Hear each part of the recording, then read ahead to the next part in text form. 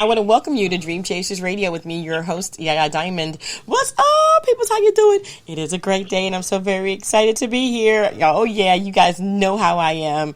I absolutely love interviewing people, especially authors. Authors are so smart. I mean, like, smart. Like, they've written books that some of them, I don't even know if I can read them and understand or comprehend them. But there are some that I do, and I really, really love reading. And I have a author on the show today. His name is Robert Earl Winter, or just Bob. Hi, Bob. How are you? Hi, Yaya. Hi. I'm just doing well. Well, thank you so much for being on the show with me today. I truly appreciate it. We have a few questions for you today, Bob. I'm ready. You ready? So I want to go back in time. I mean, a lot of people tell me that they used to love writing when they were a kid. They loved reading when they were a kid. What did you love about books when you were young? Well, I had an aunt who was the youth officer or director for a book company in San Jose, California, and whenever she got a book for a young man, she'd send it to me, and I got wrapped up in Lassie Come Home, Albert Peyton Tremulin. Mm-hmm. No, wait a minute, Albert Payson. Okay, lost that. And then Renfrew of the Royal Mounted was one of my favorites. And Renfrew was a peace officer, as implied in the Royal Canadian Mounted Police. And he really caught my imagination. And so as time went by, I applied and became a deputy sheriff for Los Angeles County.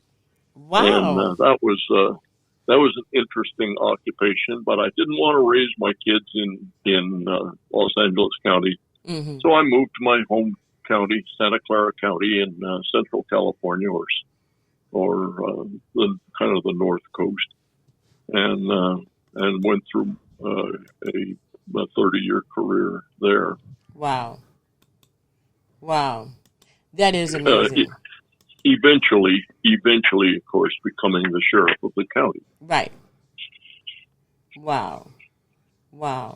And so, Bob, I mean, so you really, truly loved all of what you were doing, but how does that go into your writing as of today? Like, you have a book out called A Hill Toward Home. Tell me about that. Well, A Hill Toward Home is what I've tried to do is place the main character, we'll call him the hero, in a situation where he became a combination of a rifleman with a conscience. If I can, you can imagine, anybody can just envision the discomfort involved in shooting at people. Mm-hmm. Yeah. And this was typical of my main character. His name was Jesse Logan, named after a grandfather of mine whose name was Jesse Logan Winter. Mm-hmm. So I borrowed great grandpa's first and second name and named my character after him. Mm-hmm. He was raised the first 4 years of his life. He lived in northeastern Tennessee, which was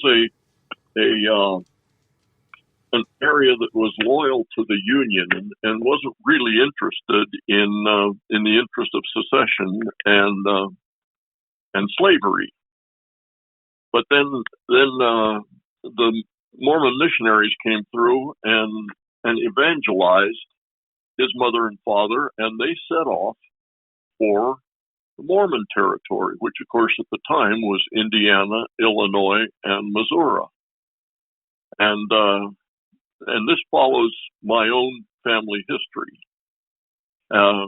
then Jesse's father was killed in the Mormon massacres, and the family moved on west and ended up in St. Joseph, Missouri, where his mother opened a boarding house because that was what she was best at, and offered her services to the travelers, Mm-hmm. to trappers that came down out of the mountains, and the merchants that would travel into the territories, the Northwest Territories, to provide wares for the pioneers. And from there, her son talked Wow. her into traveling west through Salt Lake City, which was at that time Great Salt Lake City, and ending up in the little town of Mormon Station, which is now Genoa, Nevada. Oh, wow. Well, That's kind of cool. a young woman, and this comes out of family history also, young woman named Maria, but she chose to be called Spanish Mary. Spanish Mary was a prostitute. Ooh. And they became involved. His mother found out about it and immediately sent him east to live with her parents back in eastern Tennessee. From there, he joined the Union Army, became a sniper or sharpshooter or rifleman, and he borrowed a rifle from a brother as he was about to enter into the services. And through his reputation as a rifleman and the accuracy of his weapon, he gained quite a reputation. Mm-hmm. And the news hawks, the reporters following the various armies throughout their campaigns, got caught up in his notoriety and gave him a nickname of the White Angel, because he was the angel of death for the Southern soldiers. He wasn't too happy about the nickname, but anyway, he accepted it. Mm-hmm. And then the book follows some battles through Tennessee as his regiment moved south, and he eventually got down into moving through Virginia, Western Virginia, which is now West Virginia, of course, Mm-hmm. and it was a very sympathetic population at that time, till he got down into eastern Tennessee, joined his family there for a furlough, but got caught up by some hostile rebel irregulars and sent off to prison in Richmond, Libby Prison, and you may have heard of it. After about 6 months in Libby Prison, by various machinations, he managed to escape, get back to his regiment, and on the way, he just happened to burn down a Confederate firearms factory. So when he got back to his regiment, they were so impressed that they promoted him to lieutenant. He worked as a lieutenant under hostile conditions. He had a companion lieutenant that was suspicious of him and didn't particularly care for him. And this part kind of mirrors my own career. I ran into a situation where, because of my impulsive nature, people I was working for got a little bit incensed and hostile, and but fortunately, I managed to transfer, and through that transfer, I got promoted up into the mid ranks. Wow. Anyway, getting back to Jesse and his life, Mm-hmm. he worked with this hostile lieutenant, who happened to be the first lieutenant. Jesse was the second lieutenant in his company, and was encountering some hostility and some discomfort and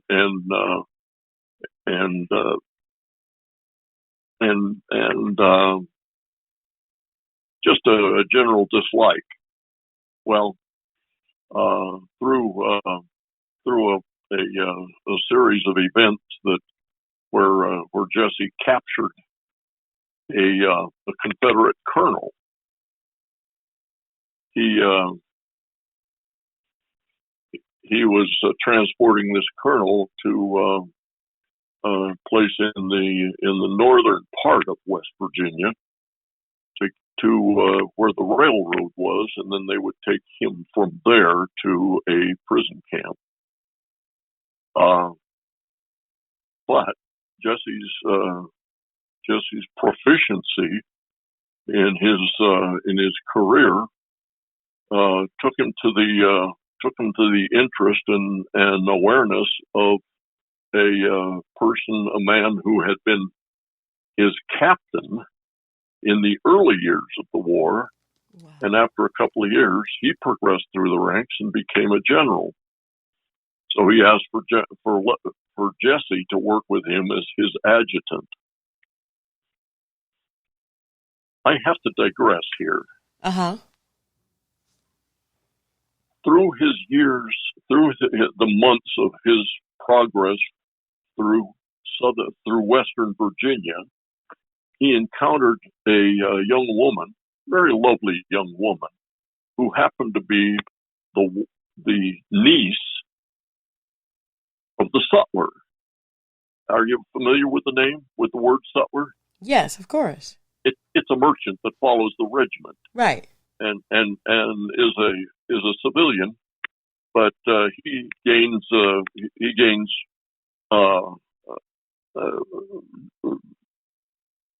what would you say, customer awareness, customer relationships with the soldiers, and so he follows the sutler follows the regiment through its various combat and movements.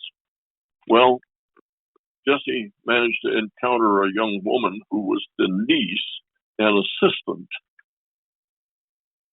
of the sutler, but she was also a double agent. She would take military supplies. Are you still there? Of course, I'm listening. I am listening intently. Okay, I got another telephone call and then ignored it, but I thought my phone may have betrayed me. No, you're anyway, still good. He became friendly with this young lady. Didn't know that she was a double agent, but she worked as a sutler's assistant. She'd gather up items that were very scarce in Richmond in the South, like writing paper, note paper,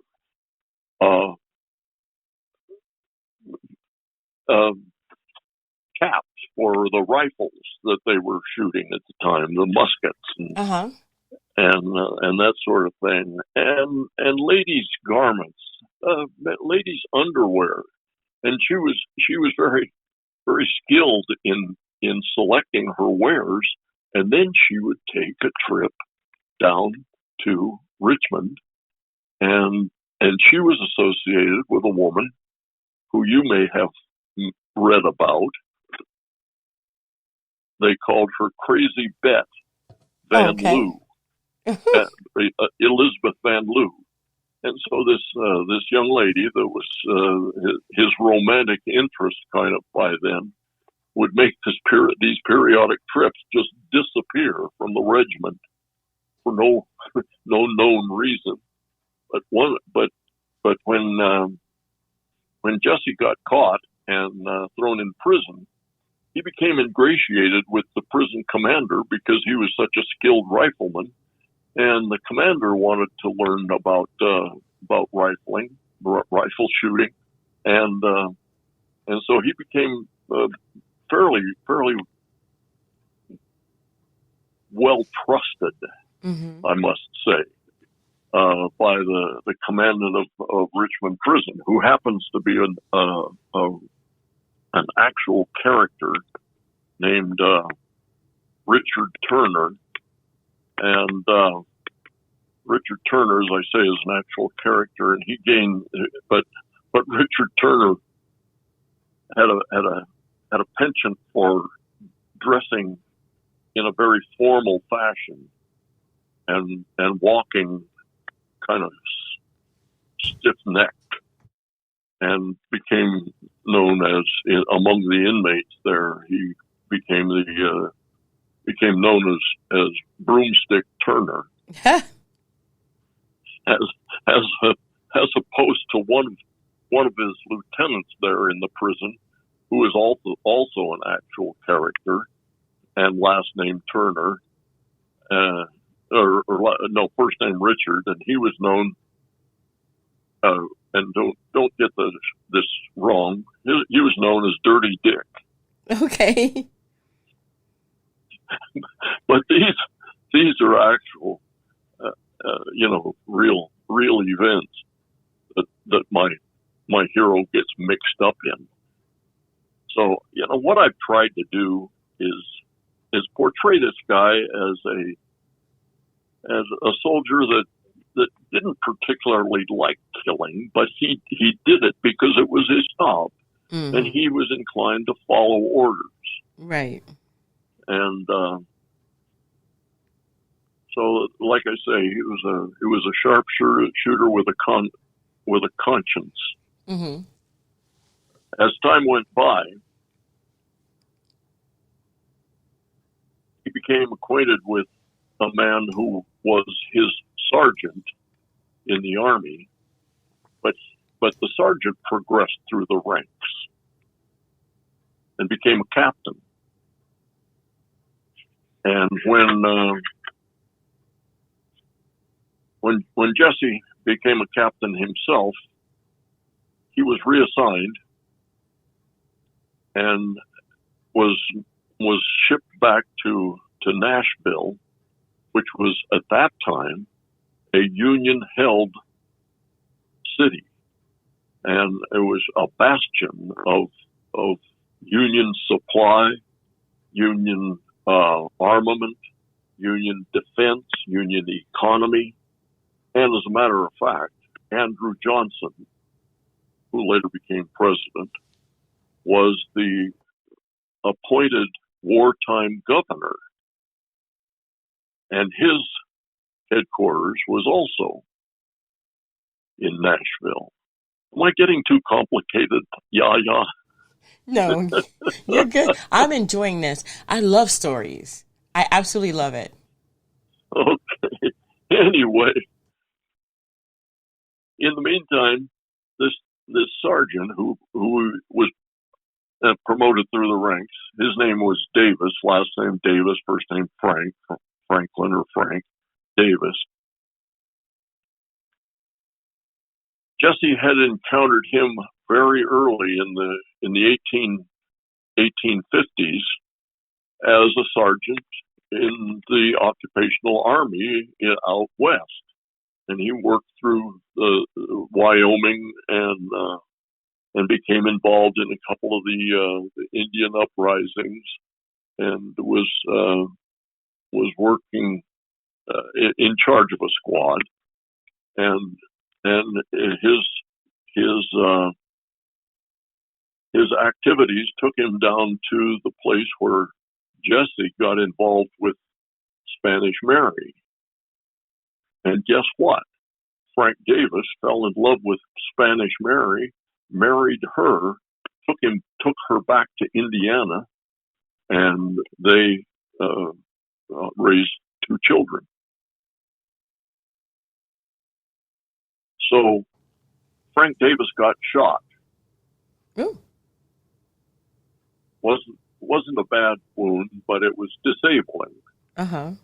And he was moved to Nashville and put in the quartermaster's corps as a kind of a super clerk to keep track of the assignments and the activities of the various squads and companies and regiments, and brought his wife, Mary, brought her with him. Well, when he met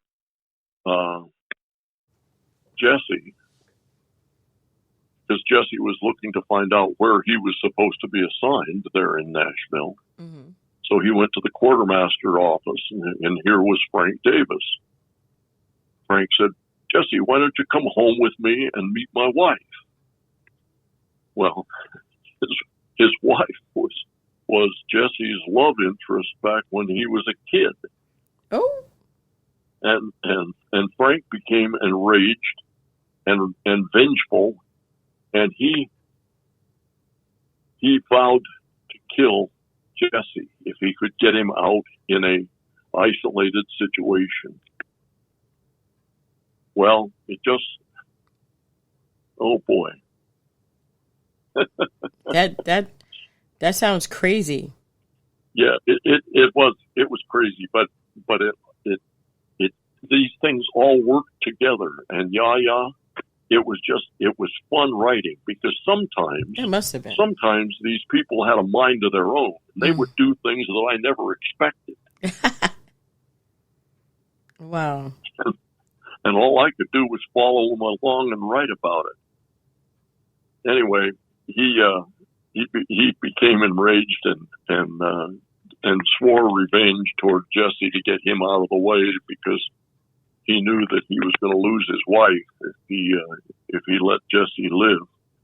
And so through a series of events that took them through a very isolated part of the Appalachian Mountains, Mm-hmm. he planned to kill Jesse Logan. Wow. Unfortunately, it became a gunfight with several people involved, and he himself was killed. Frank Davis was killed, and Jesse Logan moved on down in to pursue this assignment. Reunited with his real love interest. Her name was Olivia Livingston. That is just, And wow. I mean, you wrote all this? well, there's 650 pages, Yaya. Oh. I couldn't quit. I couldn't put couldn't put my pen down. Wow. The rest of the book involved a situation where he was shot by this hostile lieutenant that he had been working with, and was pretty well disabled. But then after a couple of months, he came back, and by then the war was wound down, and he was appointed as a regimental commander to mop up the hostile irregular rebel elements in eastern Tennessee, until he got his discharge and moved back west to his home in Genoa. Wow. Okay, so I have a question. How much of this parallels your own life? I mean, 600 plus pages? I mean, tell me about this. Well, I from time to time I pick up real events, and like this Elizabeth Van Loo, she was a very interesting person. She was just a highly educated woman who just never lost her interest in the humanity of the black people. and she used them as her business partners. As a matter of fact, one of them was a butler for Jefferson Davis, and he became one of her sources of information, really. And Wow. so that gets in, and then there was a book written by a fellow named forgive me, I've forgotten his name. Self, I think his last name was, and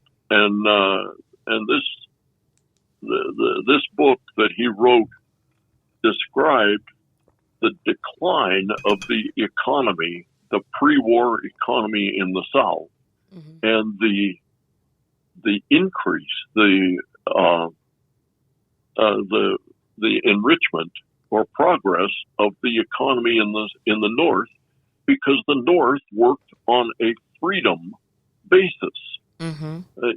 Free citizens, free workers, free, and none of this slavery business. Right. And because in slavery, it was his reasoning, and I think there may have been some rationale that the slaves did as much as they had to, because they had no incentive to improve themselves, to better themselves, to earn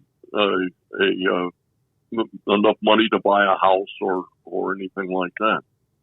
And whereas in the North, the people all strove to improve their own situation, and by extension, they improved the situation, the economy of the North. Right. But nobody paid attention to Mr. Self. Mm. And of course, the history points out that Jefferson Davis, the president of the Confederacy, just simply refused to recognize the fact, probably a year before the war ended, maybe even 2 years, that the South was destined to lose, but he just wouldn't accept it. Hmm. And incidentally, he had one of his favorite generals. Maybe you've heard of the guy. His name was Braxton Bragg. Okay. Okay. He's my seventh cousin, 11 times removed. Oh, wow. Okay. I'm not Wow. too proud of the fact, but we can't choose our relatives. Yeah. Goodness gracious. But Wow. I'm a dedicated genealogist, and I've established a lot of relationships. One was a Jewish family that ended up in Spain, was driven from Spain into France, where they became identified with the Huguenots, and then they went to Great Britain, and from Wales they migrated to this side of the pond. Mm-hmm. And I found that interesting because it's nice to have notable relationships, relatives, Yeah. and this was so that's my Jewish connection.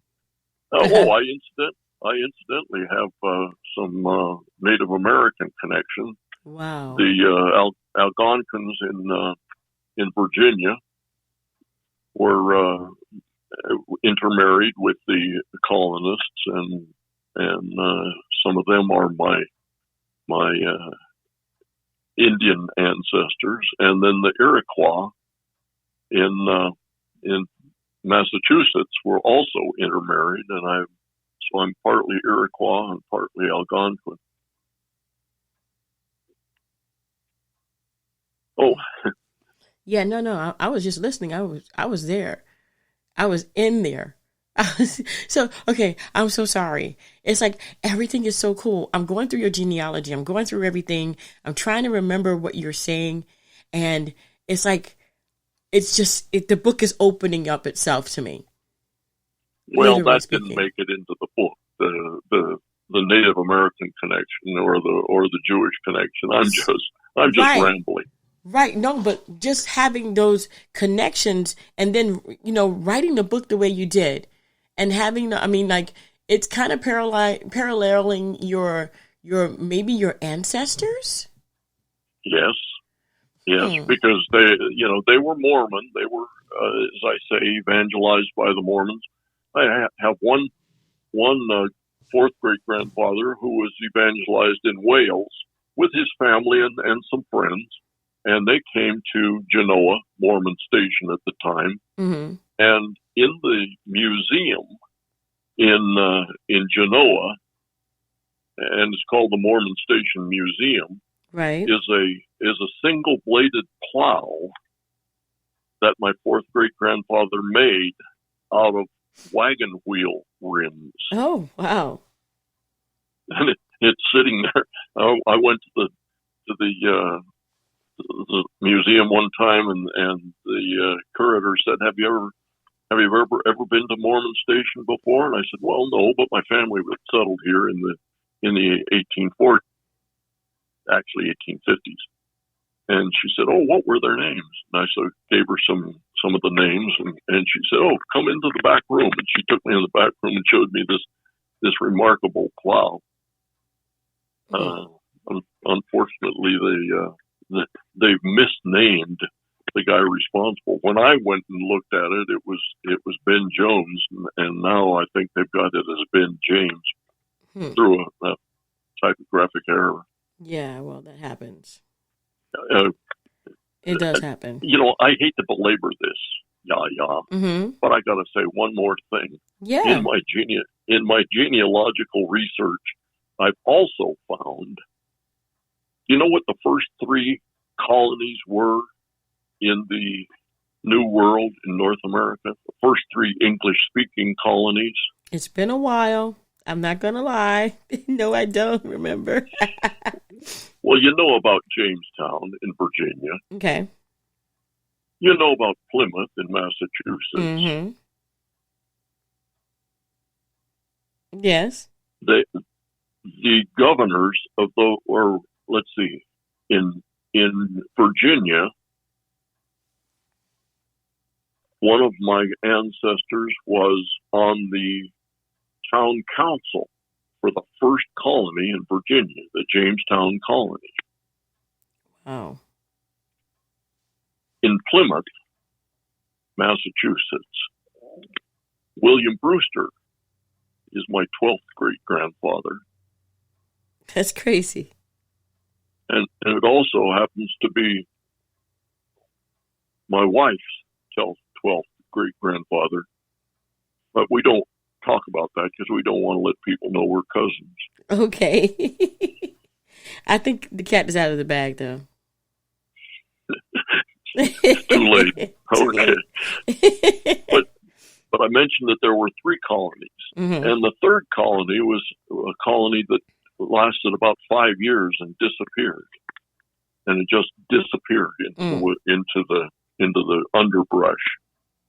And the governor of that colony was a man named Ralph Lane, who was my 21st great grandfather. Oh my gosh. How do you figure all this stuff out? I'm sorry? How did you figure all this stuff out? Well, there's an ancestry program that's sponsored by the Mormons, and I'm not. My family disavowed their Mormon relationship years and years ago. They became Baptists instead, and then migrated even from there. Mm-hmm. But it's ancestry.com, wow. and I trace my ancestry back to Charlemagne Wow. and William the Conqueror. Oh my gosh. And Robert the Bruce. Oh my gosh. Wow. That's amazing. That is just amazing. So with all of that said, Do you have any other interests or hobbies that you do besides writing and going through these books like this? I mean, you have such a brain. I love it. Well, right now, I'm retired. I've been retired for a long, long time. But I love to do woodwork. I like to do stonework, but I like to do woodwork, carving, and just construction of furniture just recently I completed one of these rolling barn doors that people use to shut off their dining room or their back porch or whatever. I just finished one for a friend, and I spent the morning getting ready to mount it so that she can hide her washing machine. Oh, that's nice. And I do furniture, and I like to do chests out of exotic wood. Mm-hmm. Jewel boxes, everything from jewel boxes up to steamer trunks. And, I give them away as gifts. Wow. Have you ever traveled to any of these places? Oh, yeah. What was that like for you? Oh, well, it's almost necessary. Uh-huh. To go back to Genoa or to go back to Eastern Tennessee or I've got, interestingly enough, of course, I was in the Army when I was just got out of high school, and my dad was in the Army just after World War II. And we are the last of my direct line that were ever in the military, all the way back to William Albertus Spurgeon, who was a colonel in the British Army during the Revolution. Mm. Wow. That is absolutely crazy. Just to go all the way back like that. That is just, to me, that's amazing. Well, it's interesting because his mother was a close descendant of British royalty, and then I've got other ancestors that were in wore the crown. Mm-hmm. Henry VII. I missed Henry VIII. Henry VIII was my wife's ancestor, and so Henry VIII beheaded a lot of my ancestors, and I'll never forgive her for that. Oh gosh! Wow. Well, I truly appreciate you being here today. This has been such an amazing interview. What are you planning in the future? Any future plans on writing? Well, I've just finished another book. Mm. How big is this one? Well, this one's only 400 pages. Only 400. Only 400 pages. Okay. Wow. And I've got to get it printed and published. Well, that is great. That is great. Well, congratulations, Bob, on your future book. And I mean, you really do get into these books. I mean, how do you do that? What is your writing process? I mean, how do you do that? Well, of course, having got this Jesse Logan kind of in my mind, this second book is a sequel. Mm.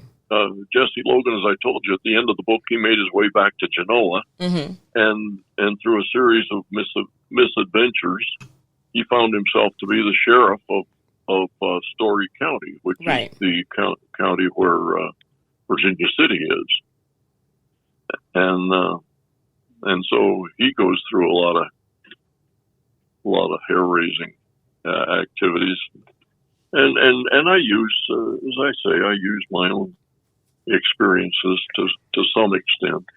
Mm-hmm. When I was the deputy sheriff, I ascended through the ranks, and as time went by, I began to wonder if I was ever if I wasn't at some kind of a dead end, because I got to be a lieutenant, and for some reason they just and this was a large sheriff's office in Silicon Valley, Santa Clara County, which is San Jose, California. Mm-hmm. And so I ran into trouble, and I discovered that what had happened was that one of my old partners, who had shot his girlfriend and then contacted me and wanted me to testify in his trial that she shot herself. Actually, he didn't kill her. It just paralyzed her from the waist down. Oh goodness! He hit her in the spinal column, and she was paralyzed for the rest of her life. Anyway, he called me up, and he wanted me to testify in his defense, and I said, listen, I nothing that you are asking me to testify to ever happened. And he says, well, that doesn't matter. And I'm thinking, what is this guy trying to do to me? Exactly. What if I'm caught and actually prosecuted for perjury, because that's about what he was asking me to do. Well, it just so happened that he was also politically connected. And that's why I never got promoted from lieutenant. Oh man, that sucks. So I ran for office and beat my own sheriff, the incumbent sheriff. I beat him in the election in 1978. Well, that's good. I'm glad. That was fun. That sounds like fun. It sounds like a nanny boo boo kind of thing. Well, yeah, but it's kind of typical of my life. I run into these hostile associates and come out smelling like a rose. There you go. I can't believe it. And I've got to tell you, Yaya, that I think God has had a hand in it. He's been following me around, making a success out of a committed failure. Well, I agree with you. I agree that they are supposed to see you succeed, and so there you go. Well, that's a good thing. I appreciate you being on the show again, Bob. Thank you so very much. How can people get your book? Is it on Amazon? It's on Amazon, but unfortunately, it's on order on Amazon or Barnes & Noble. I think Target has it. Outskirts Press has it.